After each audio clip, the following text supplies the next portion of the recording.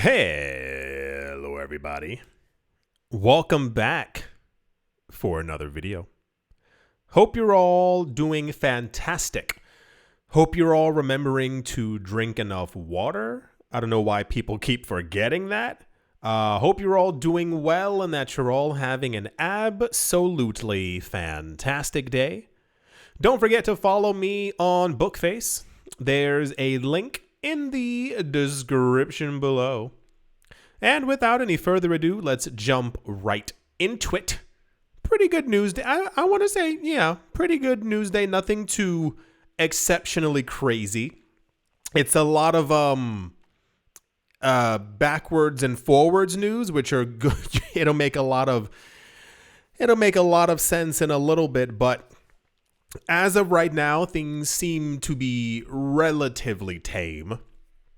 The discussions of everyone on the planet, at least from my vantage point quite heavily, seems to be circling around when buy Bitcoin. Who buy Bitcoin? What Bitcoin? Like that kind of, I know that doesn't make any sense, but if you missed the last two, or maybe three videos, we've gotten a lot of news that apparently more than a dozen, I believe a dozen, somewhere around there, states right now within the United States are gearing up like officially to start buying Bitcoin. A number of them have their proposals and paperwork and all those other things going through. We recently heard from Dennis Porter that Utah looks like it'll be the first. And then I think we also heard Arizona from somewhere else, but let's get to the first one on that. We have heard news. Now, this isn't anything new, but I'm going to explain why it's brand new. We've heard explicitly over the years that not this year, that a number of countries, a number of states, a number of provinces, a number of governments have actively been looking into Bitcoin and have also been buying Bitcoin. That's usually one of the more annoying aspects of being within this space, especially when it comes to going over news, is that for some reason, people forget the news very quickly. If something happens in March 2024, by the time we get to July, people forget that March has happened. By the time we get to October, there was no news in July. It's one of those kinds of things. I need to be as clear as possible when saying this. We are not the only people who know about Bitcoin. Us, everyone in this room, we are not the only people who understand what cryptocurrencies are. We are not the only people buying. I want to make sure that everyone got that. There's a gigantic, weird misconception that continuously plagues, the word is plagues this space because people keep forgetting things that have already happened. Over multiple years, and I don't mean El Salvador and I don't mean Bhutan, we know for a fact that multiple countries are buying Bitcoin. We know for a fact that multiple countries are mining Bitcoin. And we know and have known since last year, around February, that a number of countries are actively purchasing shares in Bitcoin ETFs. However, one of the most popular news stories, and I'm not exactly sure if it's a stand on like a crate kind of moment where someone stands up and goes, "No, we're gonna win," like that kind of, triumphant. This is already happening, and this weird thing that goes on within crypto where once again, people keep thinking that me and you are the only ones who know what's up is absolute nonsense. It says European central banks could start accumulating Bitcoin in 2025. Can anyone tell me what's wrong with that? European central banks could start accumulating Bitcoin in 2025. This is according to a blockchain expert by the name of Fiorenzo Manganiello. Okay.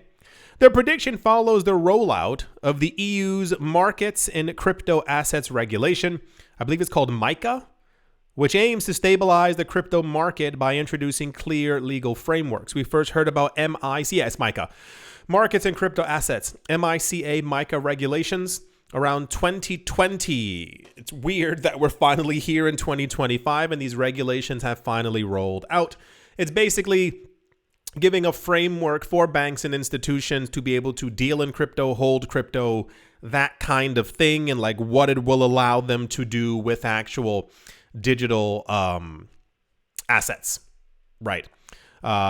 His name is too long. Co-founder of Leon Group and a professor at the Geneva Business School, argues that MICA's regulatory clarity will encourage institutional investors to enter the market, reducing volatility and legitimizing Bitcoin as a financial asset.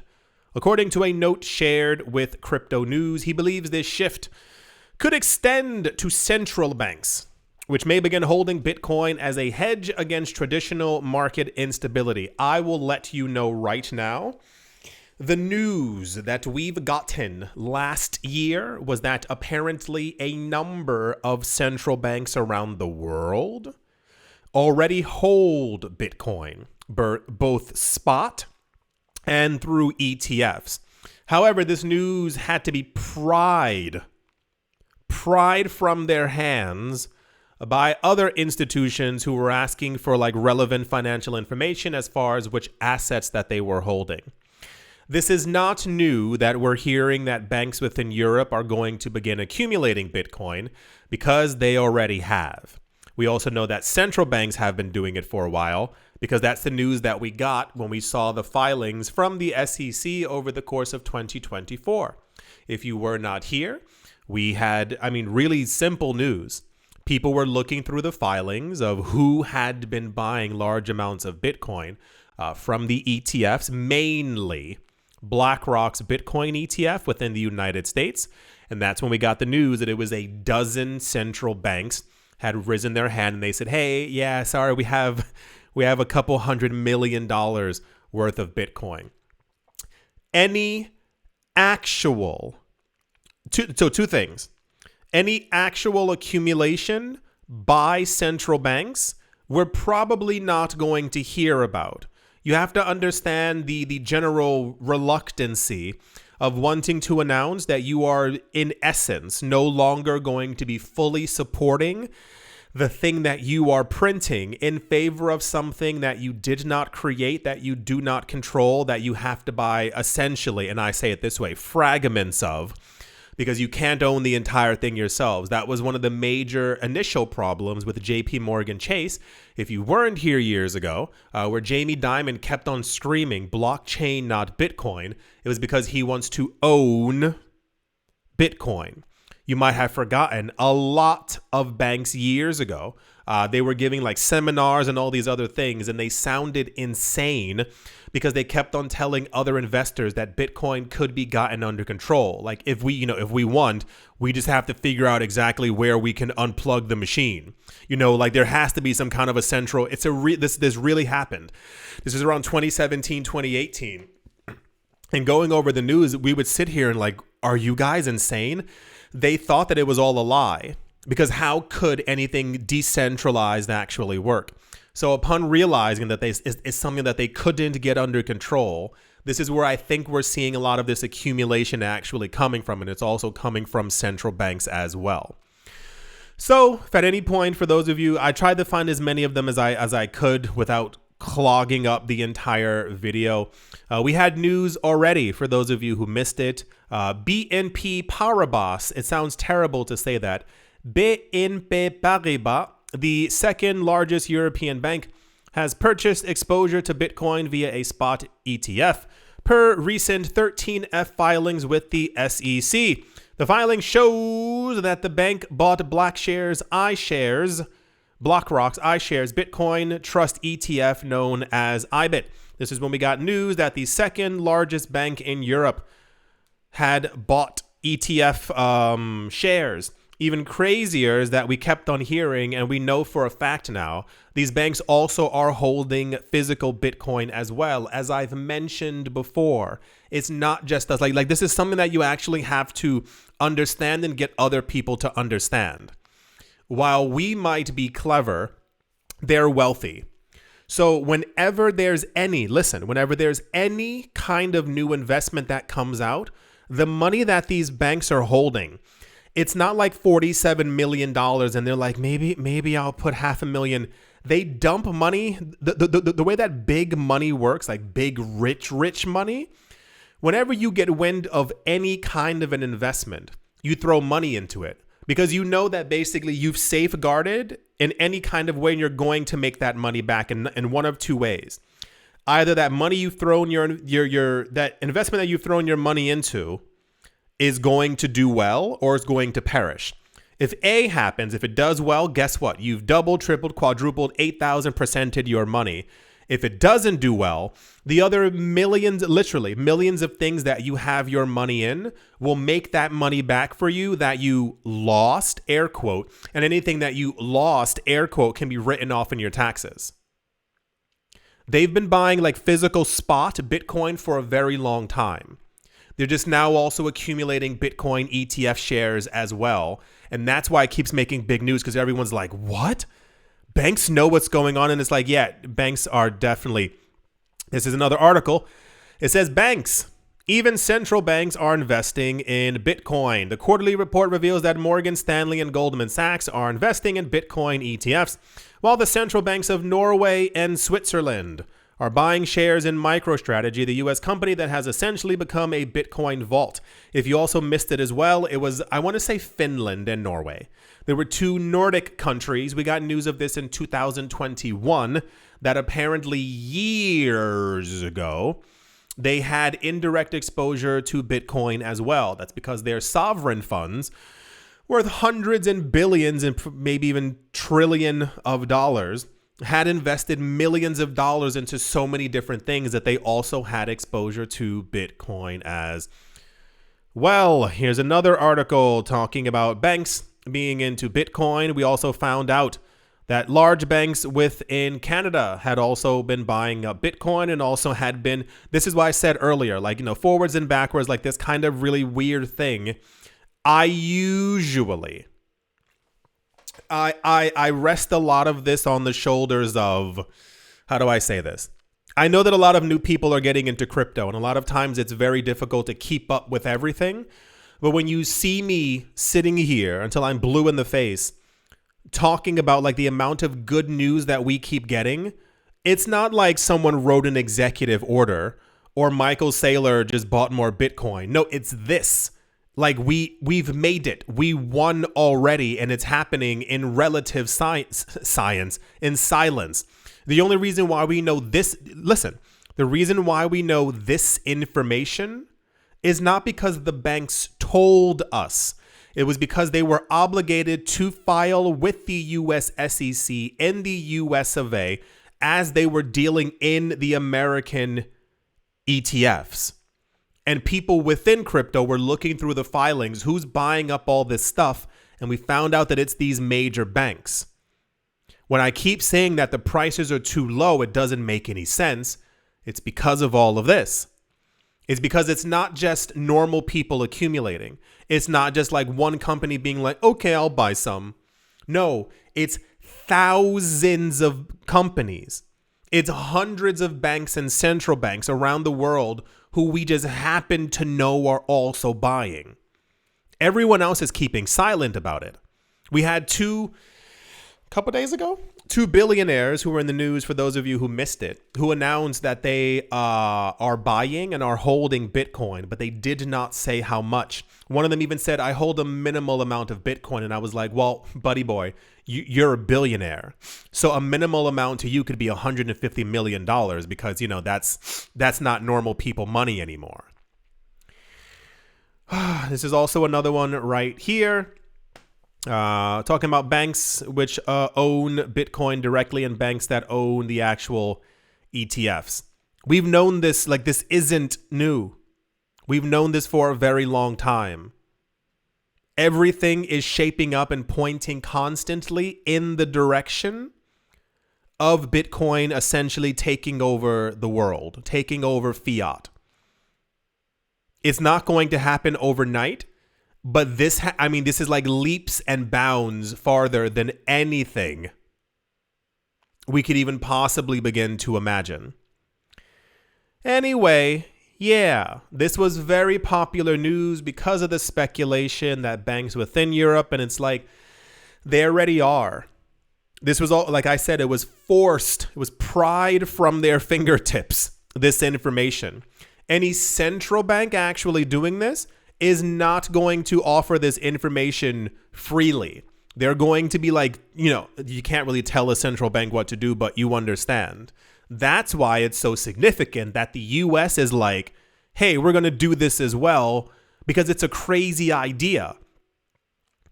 You're talking about allocating billions of dollars away from the currency that's being printed in your country to strengthen Bitcoin. The more money that goes into Bitcoin, the higher the price goes. The higher the price goes, the stronger the market becomes. The stronger the market becomes, the more institutions and other banks get into the space. The higher the price goes, the normal people fall over themselves because they realize it's too expensive. I need to get as much Bitcoin as humanly possible. We're like on step 1 out of all of that. So yeah, this isn't anything new. This isn't anything unmagical. It's literally that this has been happening for a while.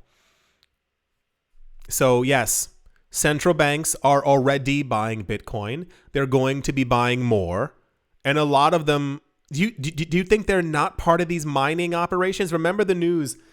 This was the craziest one. That one was like, oh, people have no idea what's going on. We got news from that guy about 4 months ago. He wrote an article and he was like, did you guys know that Bitcoin no banned in China? And people own Bitcoin can too? And I was like, you didn't know that Bitcoin mining wasn't banned in China? And then I showed you in one of the other videos, for those of you who don't know, it's, what is it? The Chinese government owns a large amount of these companies who are mining Bitcoin. We know that the Chinese government is literally mining and holding Bitcoin. And you think these analysts saying $1 million are crazy? No, they know exactly what they're talking about. Anywho, at some point, banks are going to hold Bitcoin. I can't imagine when or how or when. It might never happen. I'm confused. Maybe it'll never take place, or maybe it's happening right now because this is the news that we've been getting for a couple of years. That's the bank news. And yeah, let's move on. At this point, dude, just kind of do whatever you want. In very popular news once again, and I don't know why it's every day. I can't really figure it out. Maybe something will transpire at some point, but until then, here we are. Ethereum's co-founder, his name is Vitalik Buterin, has outlined a multi-pronged strategy to scale the Ethereum ecosystem by fostering growth in layer 2 solutions, advancing blob scaling, and reinforcing Ether's role as the ecosystem's primary economic driver. If you've missed it at any point in the last 2 months, Vitalik Buterin, Joseph Lubin, and a number of developers seemingly every day now are constantly discussing where Ethereum's going to go, how to make Ethereum faster, how to scale Ethereum, what to do with the Ethereum network, how to further integrate layer 2 solutions. The last thing we heard, oh gosh, what was it? I think it's some upgrade. I don't know. That they're talking, first of all, that's like one of 12 upgrades.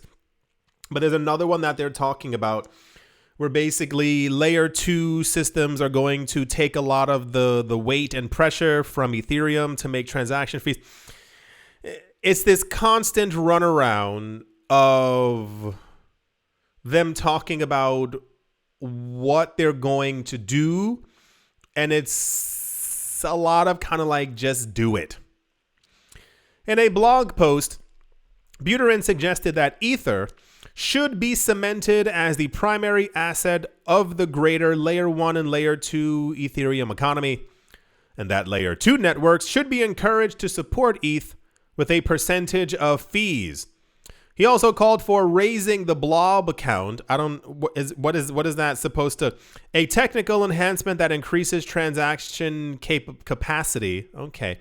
While Layer 2 networks have achieved significant milestones in improving transaction fees and scaling capabilities, Buterin backed further adoption of these solutions and greater interoperability among Layer 2s. He argued that Ethereum's future sustainability depends on this approach, which ties together ecosystem growth, technical standard upgrades, and ETH's role as the primary economic driver.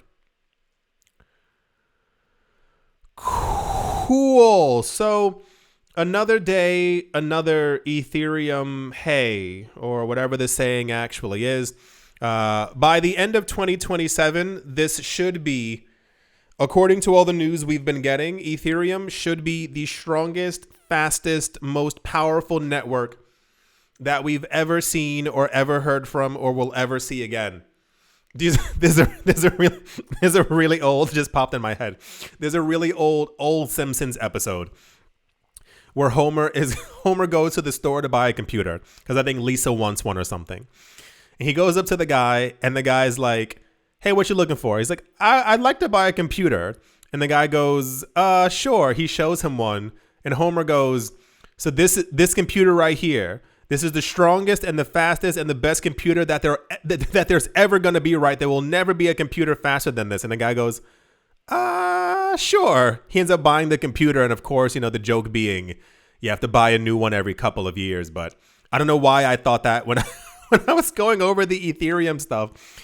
They keep talking about upgrading it. It's so exhausting. I don't understand. There's so much hype around Ethereum as well. That's even like the weirder part. If you missed it, that Trump associated wallet keeps buying like huge amounts of Ether like every single day. It's constantly out there like, oh my gosh, I just bought a bunch of Ether. There's all this news about ETFs having staking. Who else was there? There was some crypto exchange who's also going to start staking. Kraken just got approval in 39 states to start staking Ethereum. It's like just nonstop. And like, I don't know. It's so weird. Ethereum's so odd. Anyway, let's hope that they do something, because don't forget, Ethereum is like the Bitcoin to all the other altcoins. So if Ethereum doesn't do well, gosh darn it, many altcoins won't do well as well. But if this coin ever upgrades and updates, yay, because they keep talking about it and it's not happening. So, numbers. That's the Ethereum blobs and Layer 2 news. Okie dokie. Let's move on. Also so this is also another, it's not backwards and forwards. It's just this isn't going to work, and we're going to have to hear how it didn't work in 6 months. And then they'll be using something else that they should have been using in another 12 months. I promise, I promise this is exactly what's going to happen. You know how long I've been in this market? You know how many times I hear nonsense and people keep pretending like it's going to work or that it's going to be a thing, and then it doesn't end up working? This isn't like, I don't need a degree for this. Like, I can literally just tell you that it's not going to happen. It's very similar to like, hey, banks might start buying. They're already buying. Like, we know that you don't need to say that they might do it because they're already doing it. This was also relatively popular news, and I have no idea why. Thailand is developing a distributed ledger technology-based trading system to modernize the country's securities market. At first glance, you go, wow. And then you go, oh. A lot of people use the DLT, the distributed ledger technology, as another way of saying blockchain, which is basically what blockchain is. It's literally a distributed ledger. A number of countries years ago tried to do the whole Jamie Dimon thing until they realized that's not how it's going to work.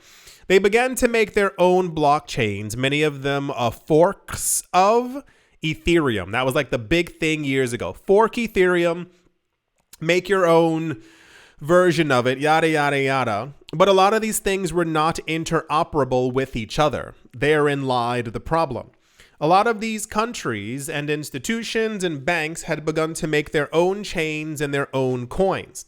A lot of them assuming that everyone else will want to use mine, I must be at the front of the list. Upon realizing that everyone had been trying to do the exact same thing and no one wanted to play kumbaya, they basically all fell apart and we stopped hearing about them and now no one uses them. And this is why, you keep hearing that so many institutions are just using Ethereum. If you get a chance, look up the Enterprise Ethereum Alliance and it'll all make a lot more sense to you. And why there's such this mad dash for Ethereum to start using layer 2s more and have layer 2s pick up a lot of the slack, if you will. So Thailand, if I remember correctly, a number of years ago, announced their light foray into the crypto space. I believe they were one of the first places to not talk about banning crypto, but there were a lot of restrictions within the market. So this seems to tie very closely together, that instead of announcing like everyone else, this is why this is part of the significance. If you've been here the last 2 years, when you hear a lot of these central banks or companies or the NASDAQ or yada yada announcing that they're gonna start using decentralized blockchain for a lot of their information and for their supply chains, and they're mainly choosing Ethereum or choosing the XRP ledger for their stuff, it's because they basically went, okay, fine, we'll use something else that's already existing.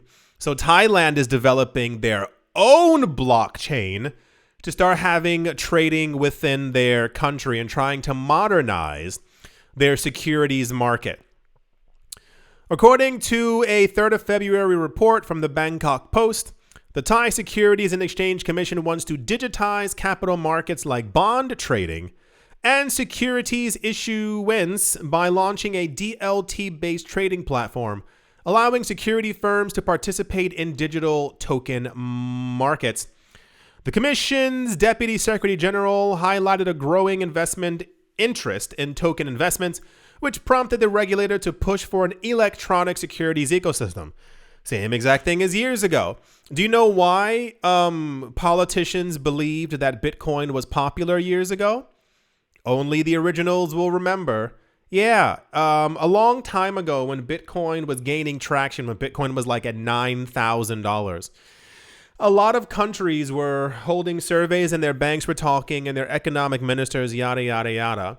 They thought, or so they said, that people wanted to use Bitcoin because they wanted a more digital way of dealing with money. Not that the economy was broken, not that banks are corrupt and control everything, but that me, you, I, us, that we were just too dumb. We want digital things, that we wanted a more digital future. So we were, buying into this crypto space. So the one way to mitigate that was by announcing back in 2018 that countries were going to create central bank digital currencies. Weird, right? Yeah, if you've been here for a long time, you remember. That was the reason. They announced that people wanted to use Bitcoin and Litecoin and XRP. They were well, we can get them out of that if we just create this thing, because they want to just use digital forms of money. So the commissioner of the SEC in Thailand says that people have a growing interest in token investments. So clearly they just want, the point of the matter is this isn't going to work. Like I said, they're going to create it. I mean, even more realistic, you can just do exactly what every other stock exchange has already done and just digitize it normally. you creating your own blockchain for this like isn't going to actually help. It might even deter a lot of people from wanting to use your specific chain to be able to actually do business on it. You can literally just like contact the people from Polygon, from a multitude of other chains and say, hey, we want to do X, Y, and Z, and they'll help you. So that you actually have not only like futuristic integration, but you also allow people within crypto to be like, hey, actually, there's a website that I can go to and I have some Polygon token. I want to buy some Thai stocks. Yeah, so that's the Thailand news. Let's see how it works out. I know it's not going to work out, and I'm trying not to be cynical, but it's like, imagine picking up like a box of orange juice and trying to pour it into a cup, but like your other hand isn't holding a cup. It's just your hand. Like, if you keep doing the same thing over and over, it just doesn't, Anywho, there are a lot of other countries right now who are doing weird, similar things, not like to this, but like they're announcing like crypto regulations or like announcing like 70% taxes. And it's like, you don't like making money, do you? Like, you want people to leave? I mean, because if you really like, if you tell people like, hey, we have no interest in doing any of this correctly, like, please leave the country so you can go make money somewhere else where the taxation rate is 0. I mean, you would save everyone a lot of time because just, it's not going to make a lot of sense. But sure. Awesome. We don't hear about Thailand that often, but gosh darn it. I do hope that you've all enjoyed. I do hope you all are having a great day. Morning, afternoon, evening, wherever you are, wherever the heck you might be, I do hope it is absolutely fantastic. Never forget that banks are buying up a lot of Bitcoin. Millionaires are buying up a lot of Bitcoin. Billionaires are buying up an egregious amount of Bitcoin. There's not a lot of Bitcoin left, and people keep lying to you to make you believe that there's enough to go around, and there is not.